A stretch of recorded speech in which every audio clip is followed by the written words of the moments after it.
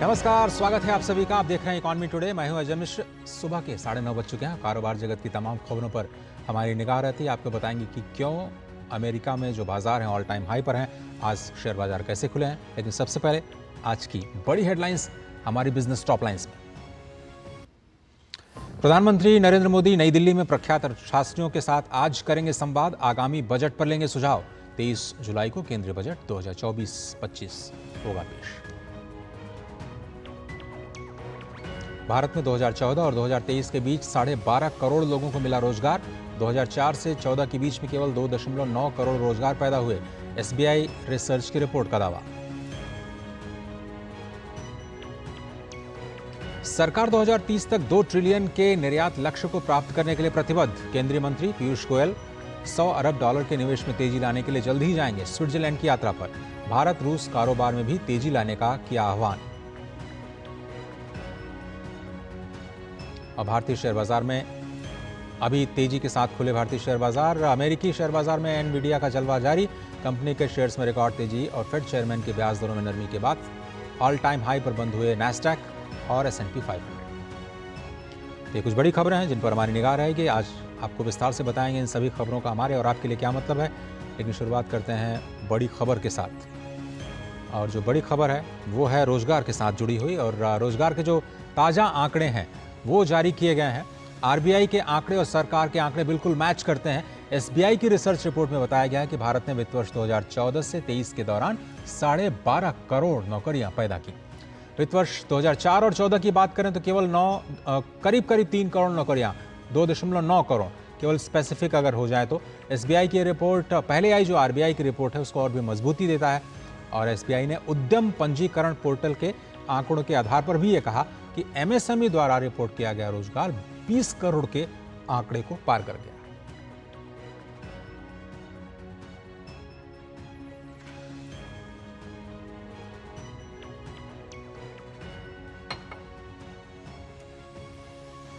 अगर खेतीबाड़ी को छोड़ दें तो वित्त वर्ष 2014 से 23 के दौरान मैन्युफैक्चरिंग और सेवाओं में जो नौकरियों की रफ्तार है वो काफ़ी तेजी से बढ़ी। 8.9 करोड़ रोजगार पैदा हुए मैन्युफैक्चरिंग और सर्विसेज में।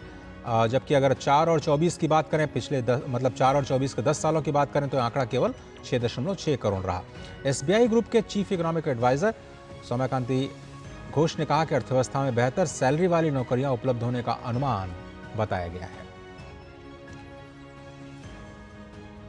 तो रोजगार के मोर्चे पर अच्छी खबर और एसबीआई की रिसर्च रिपोर्ट ने इसे साबित भी किया। आप देखते हैं कि भारतीय बाजार आज किस तरह से खुलते हुए नजर आए।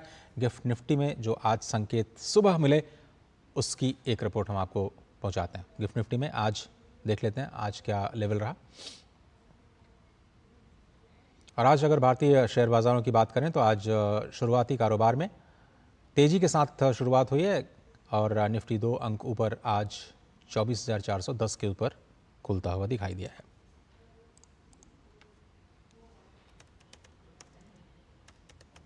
सेंसेक्स 171 अंक ऊपर 80,095 के स्तर पर कारोबार करता हुआ दिखाई दिया। और ये अमेरिकी बाज़ारों में जो मजबूती दिखाई दी उसका भी असर माना जा सकता है।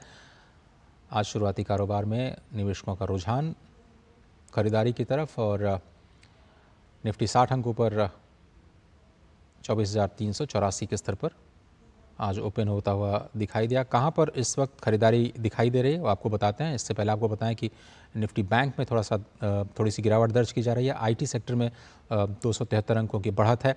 बीएसई स्मॉल कैप और मिड कैप भी इस वक्त तेजी के साथ कारोबार करते हुए नजर आ रहे हैं। टॉप गेनर्स की तरफ बढ़ते हैं और देखते हैं कि आज के बढ़ने वाले शेयर्स कौन से रहे। टाटा स्टील में 1.2% की बढ़त।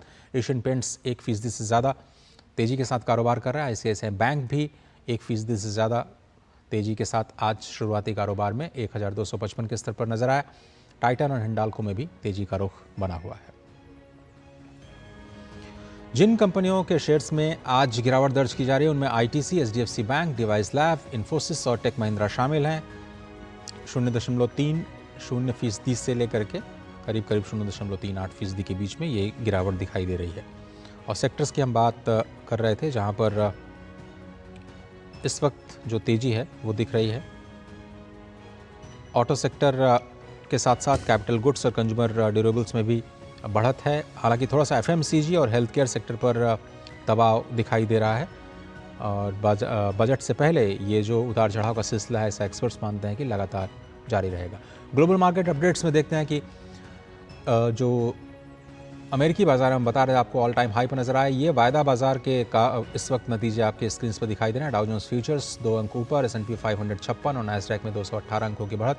ऑल टाइम हाई पर अमेरिकी बाजार कल बंद होते हुए दिखाई दिए। एशियाई बाजारों की बात करें तो आज जापान के निकी 225 में तेजी दिखाई दे रही है, 400 अंकों से ज़्यादा की 42,250 पर। हांगकांग का हैंगशैंग भी 245 अंक ऊपर नजर आया। कॉस्पी में भी बढ़त दिखाई दे रही है। अमेरिकी बाजारों में मजबूती इस वजह से भी आई कि फेडरल रिजर्व के चेयरमैन जेरोम पावेल ने संकेत दिए कि ब्याज दरों में कटौती हो सकती है, लेकिन सितंबर के बाद अमेरिकी बाजार ऑल टाइम हाई पर। उसके बाद एशियाई बाजारों में तेजी का रुख और भारतीय बाजार भी बढ़ते हुए दिखाई दिए। चलते चलते देख लेते हैं कच्चे तेल के दाम। बात $85.75 प्रति बैरल के स्तर पर दिखाई दिया। $0.67 प्रति बैरल की बढ़त कच्चे तेल में। ये ब्रेंट क्रूड का भाव आपकी स्क्रीन पर।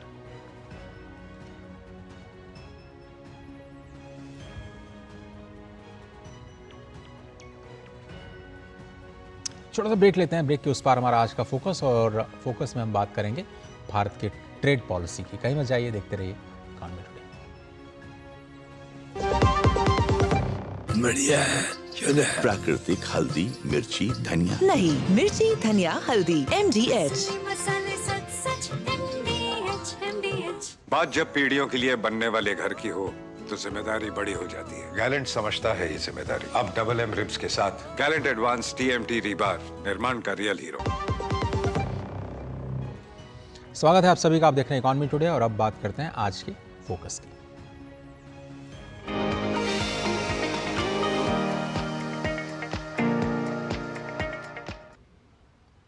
केंद्रीय उद्योग और वाणिज्य मंत्री पीयूष गोयल जल्दी ही स्विट्जरलैंड की यात्रा पर होंगे, जहां वो यूरोपियन फ्री ट्रेड एसोसिएशन के $100 अरब के प्रस्तावित निवेश को भारत में लाने की प्रक्रिया को और तेज करने का प्रयास करेंगे। दरअसल फिक्की के एक सालाना समारोह में कल उन्होंने कहा कि सरकार का जो फोकस है अब तीसरे टर्म में इनोवेशन और R&D पर होने जा रहा है। आपको दिखाते हैं एक रिपोर्ट, उसके बाद चर्चा पर लिए चलेंगे। देश में औद्योगिक विकास में तेजी के साथ ही सरकार को विश्वास है कि 2030 तक $2 ट्रिलियन के निर्यात के लक्ष्य को प्राप्त किया जा सकता है। उद्योग संगठन फिक्की के राष्ट्रीय कार्यकारी समिति की बैठक को संबोधित करते हुए केंद्रीय वाणिज्य और उद्योग मंत्री पीयूष गोयल ने कहा कि देश की मुद्रा स्थिर है और इसने अधिकांश दूसरे उभरते बाजारों से बेहतर प्रदर्शन किया है। उद्योग मंत्री ने उम्मीद जताई कि भारत 3-4 सालों में दुनिया की तीसरी सबसे बड़ी अर्थव्यवस्था बन जाएगा। Along with industry remains deeply committed to our $2 trillion export target by 2030. It's doable, it's achievable. We have the right building blocks in place. We have a strong macroeconomy to support us. The Indian currency has been pretty much stable. It has outperformed most other emerging markets.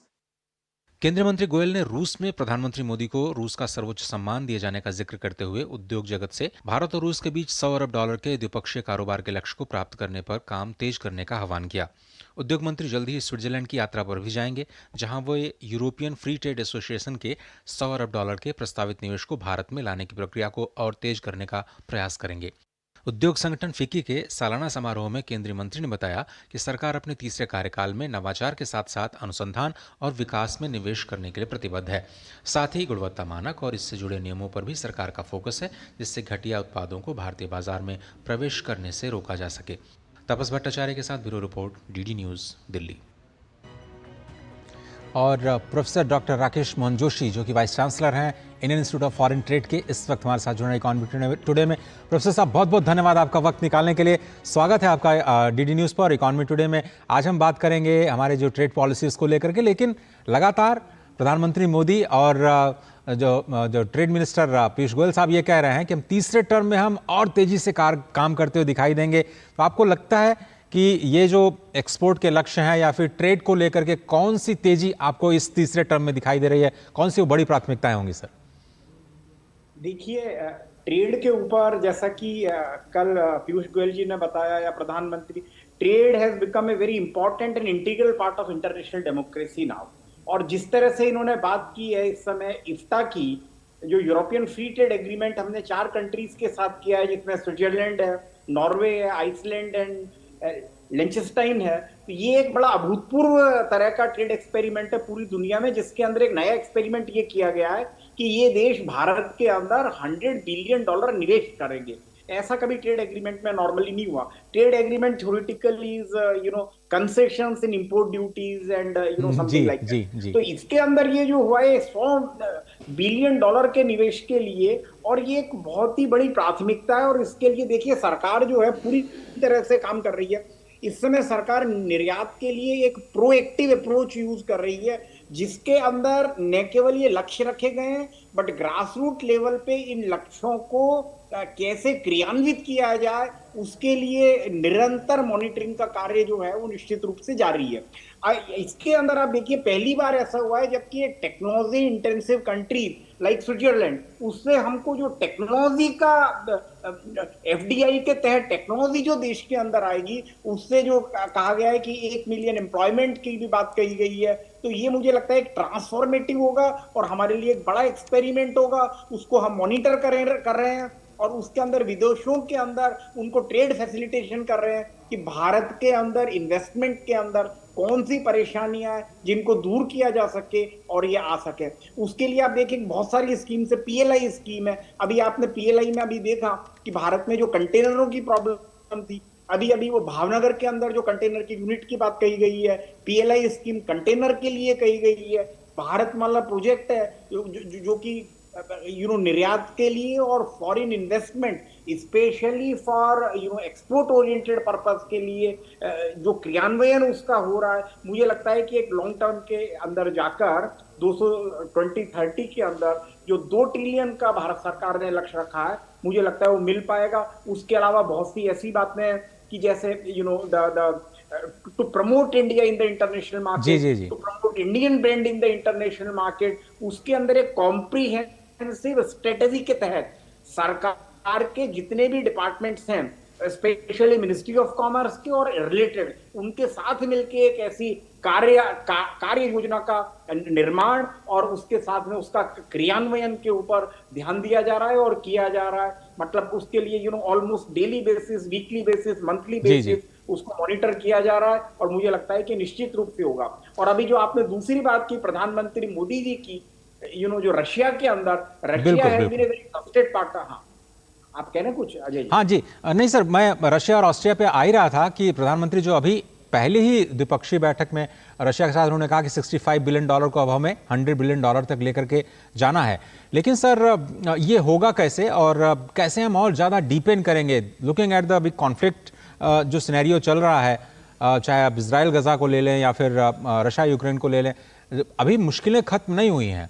इसलिए हम निर्यात के मोर्चे पर बिल्कुल मतलब इंतजार की स्थिति में नहीं है। तो ये इतने चैलेंजिंग टाइम में हम लोग कैसे कर पाएंगे सर?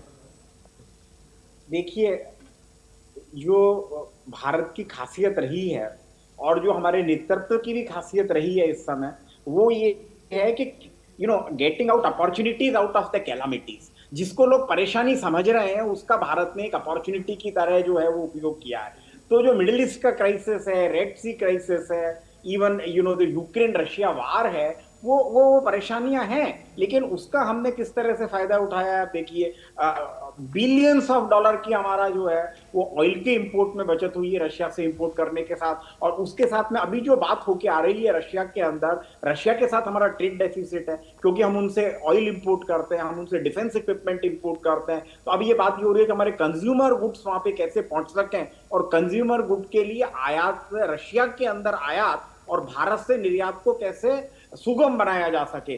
पेमेंट गेटवेज पे बात हो रही है कि इंडियन रुपीज, इंडिया के रुपी ट्रेड एग्रीमेंट सबसे पहले हमारा रशिया के साथ ही था। Russia is our India trusted friend for decades. जब सारी दुनिया हमारे अगेंस्ट थी 71 में, और उस समय पे कोल्ड वार के टाइम में रशिया हमारे साथ था। और मुझे लगता है कि भारत सरकार जो है इस समय इस अपॉर्चुनिटी को अच्छी तरह लीवरेज कर रही है और ट्रेड, इंटरनेशनल डिप्लोमेसी का एक अत्यधिक क्रिटिकल कंपोनेंट बन गया। सर, अगर हम फ्री ट्रेड एग्रीमेंट की बात करें तो शायद अभी रिसेंटली हमने 13 FTA साइन किए हैं, जिसमें ऑस्ट्रेलिया और UAE सबसे ज़्यादा प्रोमिनेंटली हमें दिखाई देते हैं। लेकिन अभी जो ऑनगोइंग निगोशिएशंस हैं सर, कहाँ आपको लगता है कि हमें फौरी तौर पर सफलता मिलती हुई दिखाई दे रही है? क्योंकि बहुत सारे जो डिपार्टमेंट्स हैं वो 100 डेज 1000 डेज के कार्य योजना पर काम कर रहे हैं। देखिए, ये भी एक बड़ा अभूतपूर्व है कि सरकार के आने के पहले ही सारे डिपार्टमेंट्स ने इस योजना पे काम कर दिया, और इसके अंदर पता है इतना प्रेशर है सारे ऑफिसर्स के ऊपर, सारे इधर उधर के द ऑर्गेनाइजेशंस के ऊपर, that everybody is working on that. अब आप देखिए जैसे कि 2-3 थे, ऑस्ट्रेलिया, यूएई और ओमान का एक थोड़ा सा हमारा अटका हुआ है, उसके ऊपर काम चल रहा है, वो शायद जल्दी हो जाए, थोड़ा बीच में फंस गया है। वैसे ही गल्फ कॉपरेशन काउंसिल वाला जीसीसी कंट्री वाला एफटीए में थोड़ी सी डिफरेंस ऑफ ओपिनियन चल रही है, बट मुझे लगता है जल्दी हो जाएगा। मिडिल ईस्ट एक हमारा बहुत बड़ा मार्केट है, क्योंकि मिडिल ईस्ट के अंदर भारतीय समुदाय जो है वो बड़ा सब्सटेंशियल उसमें है, ऑलमोस्ट 30% to 60-70% तक इंडियन पॉपुलेशन है, तो वो उसका हम बिल्कुल निश्चित रूप से फायदा उठा रहे हैं। और जिस समय भारत के संबंध इस समय मिडिल ईस्ट से जितने अच्छे हैं, जितने ऊंचाइयों पे, हिस्टोरिकली ऑल टाइम हाई। दूसरा एक हमारा जो बहुत पहले से हम जो करना चाहते थे वो यूके के साथ करना चाहते थे, उसमें हमारा बहुत सारा वार्ता भी चल रही थी। अल्टीमेटली वो हो इसलिए नहीं पाया क्योंकि यूके के अंदर इंटरनल पॉलिटिकल इश्यूज थे, भारत की तरफ से प्रॉब्लम नहीं थी उसमें। लेकिन फिर भी हमारे कुछ इश्यूज हैं, जैसे सर्विसेज एक्सपोर्ट में है, स्टूडेंट वीसा को है, वर्क वीसा को लेके है, उसके अंदर थोड़ी परेशानियां हैं। लेकिन प्रधानमंत्री की जैसे पहले ही न्यू ब्रिटिश प्राइम मिनिस्टर से बात हुई तो सबसे पहले एफटीए की बात की गई, और दोनों ने एक चीज को एग्री किया है कि let's go ahead with the FTA agreement. Although उनकी आंतरिक परेशानियां लेबर पार्टी को रहते हुए उनको आंतरिक वर्कफोर्स को थोड़ा खुश रखना है, बट समहाउ मुझे ऐसा उम्मीद है कि will find out a way to get India UK FTA, and in which क्या है कि ये एक म्यूचुअली विन विन सिचुएशन रहेगी। एक हमारा जो जी, मैं यूरोपियन यूनियन पे भी आपकी राय जानना चाह रहा था सर, कि अगर मान लीजिए ईयू एज ए ब्लॉक हम एफटीए नहीं कर पाए, उनके साथ कुछ मान लीजिए दिक्कतें होती हैं एज ए ब्लॉक, तो फिर क्या हम बायलैटरल, जिस तरह से ऑस्ट्रिया में हमने देखा प्रधानमंत्री का फोकस बायलैटरल रिलेशंस पे रहा, तो वो एक स्ट्रैटेजी हो सकती है भारत की ओर से?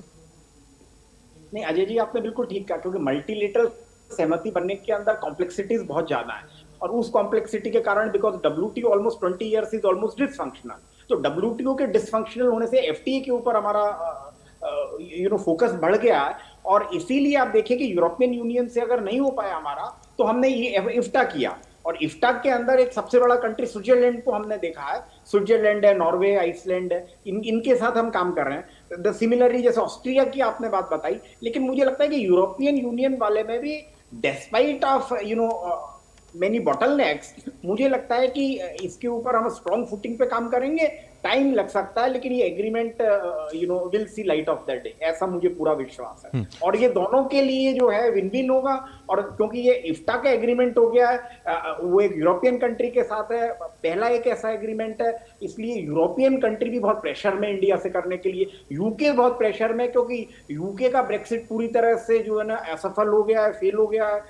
यूके और ब्रेक्सिट के यूके और यूरोपियन यूनियन के रिलेशन जो है उसमें थोड़ी तलखी है, और उसके बाद में इसलिए UK is very keen to have an FTA with India, तो मुझे लगता है वो हो जाएगा। और जब वो होगा तो सिमिलरली द यूरोपियन यूनियन वाला भी मुझे ऐसा लगता है कि होना चाहिए, because India enjoys absolutely good relations with them, and economy it is much beneficial, क्योंकि वो यूरोपियन यूनियन हो, यूके हो, Switzerland, they are looking at a 1.4 billion market in India. They are looking at the economy which is world's fastest growing large economy in the world. So India को no country can overlook, और उसके साथ में जो सरकार का जो आपने 100 डेज का प्लान बताया, उसके हिसाब से इतना प्रेशर है कि डिपार्टमेंट्स के सेक्रेटरी लोग जो हैं वो हर हफ्ते मीटिंग करते हैं, उसको रिव्यू करते हैं, सारे डिपार्टमेंट्स में होता है, मंत्री जी रिव्यू करते हैं, और मंत्रियों का एवरीबडी इज अंडर प्रेशर। मतलब कुल मिला के हालत ऐसी, आप सरकारी कर्मचारी से तो कहेंगे भैया सरकार में काम करना मुश्किल है, प्राइवेट में आसान है। अब so government is working at triple the speed then ever before. Double the speed आप कह रहे हैं सर। बहुत धन्यवाद वक्त निकालने के लिए। और हमें यह भी नहीं भूलना चाहिए कि सर्विसेज एक्सपोर्ट भी हमारा बहुत ही स्ट्रांग पॉइंट है। शायद हम $1 ट्रिलियन के जो एडिशनल सर्विसेज एक्सपोर्ट को प्राप्त कर पाएं 2030 तक, तो $3 ट्रिलियन का जो लक्ष्य है उसको मिल पाएंगे। बहुत बहुत धन्यवाद प्रोफेसर साहब वक्त निकालने के लिए और इकोनॉमी टुडे में जुड़ने के लिए आपका। आगे बढ़ते हैं। भारत में डाइवर्सिटी हायरिंग में सालाना आधार पर जून में 33% की बढ़ोतरी मिली है। अगर सेक्टर्स की बात करें तो फाइनेंशियल सर्विसेज, इंश्योरेंस और आईटी सॉफ्टवेयर सर्विसेज में ये जो डाइवर्सिटी हायरिंग है वो ज़्यादा हुई है। हाल ही में एक रिपोर्ट में ये जानकारी दी गई है। ये रिपोर्ट है टैलेंट प्लेटफॉर्म फाउंडेड की, जिसमें कहा गया कि जून 2024 में कुल भर्तियों में सालाना आधार पर 12% की बढ़ोतरी दर्ज की गई। मासिक आधार पर बात करें तो ये बढ़त 2% थी। रिपोर्ट में कहा गया कि पिछले 6 महीने में भर्तियों में 15% की तेजी देखने को मिली है। डाइवर्सिटी हायरिंग में सालाना आधार पर 33% का इजाफा हुआ। अब आपको बताएं कि डाइवर्सिटी हायरिंग है क्या। दरअसल ये एक ऐसी प्रक्रिया है जिसमें आप कंपनियां भर्ती के दौरान व्यक्तियों को स्किल और काम के आधार पर बिना किसी भेदभाव के नौकरी देती हैं। रिपोर्ट के मुताबिक भारतीय कंपनियों में विविधता वाले ग्रुप जैसे कि महिलाओं को, LGBTQAI और दिव्यांग उम्मीदवारों को भी काम पर रखने पर जोर दिया जा रहा है। पुणे, हैदराबाद और चेन्नई जैसे शहरों में कमजोर वर्ग के लोगों को भी रोजगार के अवसर मिल रहे हैं। एक तरह से इंक्लूसिव अप्रोच एम्प्लॉयमेंट को लेकर के, और ये डाइवर्सिटी रिपोर्ट दिखाती है कि हम सभी को एक साथ लेकर के कार्य करना चाहते हैं और सभी को समान मौका देना चाहते हैं। उधर IRCTC, DMRC और क्रिस, इन तीनों ही इकाइयों ने मिलकर के एक भारत एक टिकट इस पहल को बढ़ावा देने के लिए करार किया है, जिसमें दिल्ली NCR क्षेत्र में मेन लाइन रेलवेज और मेट्रो यात्रियों के लिए यात्रा का अनुभव बेहतर हो सकता है। Delhi metro rail QR code आधारित टिकट का बीटा संस्करण लॉन्च कर चुकी है। इसके जरिए अब मुख्य लाइन रेलवे यात्री IRCTC वेबसाइट और मोबाइल ऐप के एंड्रॉयड संस्करण पर DMRC के QR कोड टिकट भी बुक करा पाएंगे। इस अवसर पर IRCTC के CMD संजय कुमार जैन और DMRC के MD डॉक्टर विकास कुमार ने कहा कि बीटा संस्करण की सफलता के बाद IRCTC DMRC QR code ticket का नियमित संस्करण भी जल्दी ही लॉन्च किया जाएगा। तो आप नॉर्मल टिकट के साथ मेट्रो टिकट भी ले सकते हैं।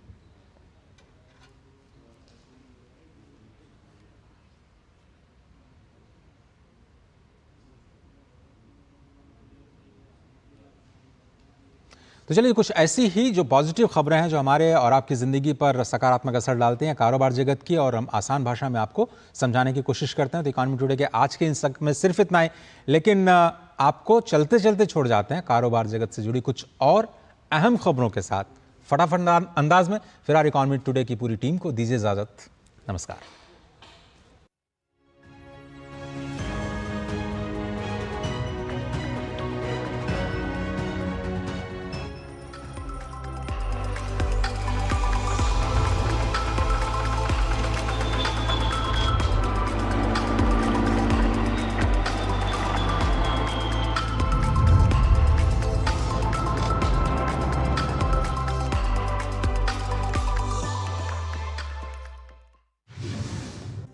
कोल इंडिया लिमिटेड ने कोयले से गैस बनाने की योजना को मूर्त रूप दे दिया है। CIL ने BHEL के साथ साझेदारी में एक नई company Bharat gold gasification and chemicals की स्थापना की है। इसका मकसद कोल इंडिया की कोयला खदानों से 6.5 लाख टन से ज्यादा अमोनियम नाइट्रेट का उत्पादन करना है। इस परियोजना की लागत करीब 11,782 करोड़ रुपए होने का अनुमान है। भारतीय स्टेट बैंक ने अपने छठे इंफ्रास्ट्रक्चर बॉन्ड इशू के जरिए 15 साल की अवधि के लिए सालाना देय 7.36% की कूपन दर पर 10,000 करोड़ रुपए जुटाए हैं। पेंशन, PF, म्यूचुअल फंड और बीमा कंपनियों ने निवेश किया। SBI ने कहा आय का उपयोग किफायती आवास और बुनियादी ढांचे के लिए किया जाएगा।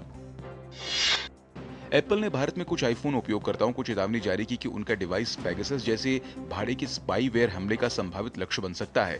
कंपनी ने भारत और दुनिया भर के 98 अन्य देशों में उपयोगकर्ताओं को भेजी गई दूसरी अधिसूचना में कहा कि स्पाईवेयर उनके डिवाइस पर नियंत्रण हासिल कर सकता है। 2021 से एप्पल ने 150 से अधिक देशों में उपयोगकर्ताओं को ये सूचनाएं भेजी हैं। टाटा मोटर्स और महिंद्रा एंड महिंद्रा ने अपने SUV की कीमतों में कटौती की है। SUV की बिक्री बढ़ाने के लिए टाटा मोटर्स ने अपनी प्रमुख SUV हैरियर और सफारी की शुरुआती कीमतों में बदलाव किया है। दूसरे लोकप्रिय SUV मॉडल पर करीब 1.5 लाख रुपए तक की कटौती की गई है। महिंद्रा एंड महिंद्रा ने कहा कि मूल्य में कटौती से अधिक लोगों को इनका अनुभव लेने का अवसर मिलेगा। सार्वजनिक क्षेत्र की पेट्रोलियम कंपनियां फर्जी उपभोक्ताओं को हटाने के लिए रसोई गैस ग्राहकों को आधार के जरिए eKYC वेरिफिकेशन कर रही हैं। आधार की मदद से eKYC की प्रक्रिया उन फर्जी ग्राहकों को अलग करने के लिए की जाती है जिनके नाम पर बुक कराई गई रसोई गैस का इस्तेमाल कमर्शियल प्रतिष्ठानों में किया जाता है। केंद्रीय वाणिज्य एवं उद्योग राज्य मंत्री जितेंद्र प्रसाद ने टॉय CEO मीट के दूसरे संस्करण में खिलौना उद्योग को भारतीय कारीगरों की मदद करने और खिलौनों के माध्यम से रचनात्मकता और कल्पनाशीलता को बढ़ावा देने के लिए प्रोत्साहित किया। इस कार्यक्रम में Walmart, Amazon, spin master, IMC toys आदि सहित प्रमुख वैश्विक खिलाड़ियों ने भाग लिया। 4 सरकारी बैंकों ने वित्त मंत्री को 2023-24 के लिए 6,481 करोड़ के लाभांश चेक सौंपे हैं। वित्त मंत्रालय ने कहा कि बैंक ऑफ बड़ौदा से 2,514 करोड़, केनरा बैंक से 1,829 करोड़ का डिविडेंड मिला। इंडियन बैंक ने 1,193.45 करोड़ और बैंक ऑफ इंडिया ने 935.44 करोड़ का लाभांश सरकार को दिया है। गेहूं और आटे की बढ़ रही कीमतों पर अंकुश लगाने के लिए केंद्र सरकार थोक ग्राहकों को गेहूं बेचने की योजना बना रही है। अगले महीने से आटा मिलर्स और बिस्किट निर्माताओं को गेहूं बेचा जाएगा। सरकार ने भारतीय खाद्य निगम को अपने भंडार से 23,250 रुपए प्रति टन पर गेहूं बेचने की मंजूरी दे दी है, जो मौजूदा खुले बाजार की कीमतों से करीब 12% कम है। औद्योगिक श्रमिकों के लिए खुदरा महंगाई दर मई में कम होकर 3.86% हो गई, जो एक साल पहले इसी महीने में 4.42% थी। श्रम मंत्रालय के एक बयान में यह जानकारी दी गई है। खाद्य और पेय पदार्थों पर भारत जीसीसी क्रेता विक्रेता बैठक का चौथा संस्करण दुबई में शुरू हो चुका है, जिसमें भारत और खाड़ी सहयोग परिषद देशों के खाद्य और पेय उद्योग के प्रमुख उद्योगपति शामिल हो रहे हैं। कार्यक्रम का उद्देश्य व्यापार संबंधों को बढ़ावा देना और व्यापक जीसीसी बाजार में अभिनव भारतीय उत्पादों का प्रदर्शन करना है। इस वर्ष बैठक में 36 भारतीय कंपनी और जीसीसी देशों के 170 क्रेता भाग ले रहे हैं। भारत में रियल एस्टेट सेक्टर तेजी से उभर रहा है और इसमें प्रत्यक्ष विदेशी निवेश 2025 तक बढ़कर 20% तक पहुंच सकता है। इंडस्ट्री एक्सपर्ट्स की ओर से यह जानकारी दी गई।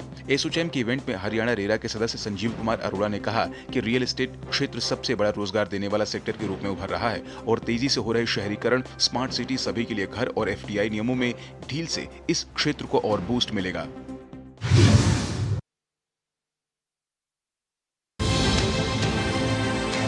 राष्ट्रीय खबरें हो या अंतर्राष्ट्रीय